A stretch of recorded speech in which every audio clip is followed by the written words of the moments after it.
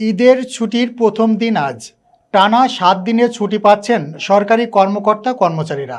পরিবারের সবার সাথে ঈদ উদযাপন করতে ভোর থেকেই ঢাকা ছাড়ছেন ঘরমুখো মানুষ। ঈদযাত্রার ভোগান্তি আর ভিড় এড়াতেই অনেকেই আগেভাগে ফিরছেন বাড়ি। ছুটির শুরুর দিনে রেল ও সড়ক পথে দেখা যাচ্ছে রাজধানী ছাড়া মানুষের ঢল।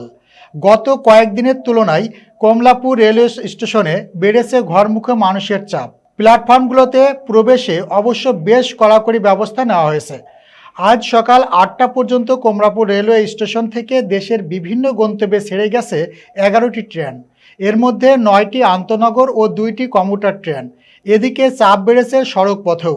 সকাল থেকেই গাবতলী বাস টার্মিনাল থেকে বাসে করে বাড়ির পথে ধরেছেন অনেকে। ছুটি লম্বা থাকায় ঈদযাত্রার স্বস্তি হবে এমন আশা ঘরমুখো যাত্রীদের। ঈদযাত্রা নিরাপদ ও নির্বিঘ্ন রাখতে আইনশৃঙ্খলা বাহিনী রয়েছে সতর্ক অবস্থানে।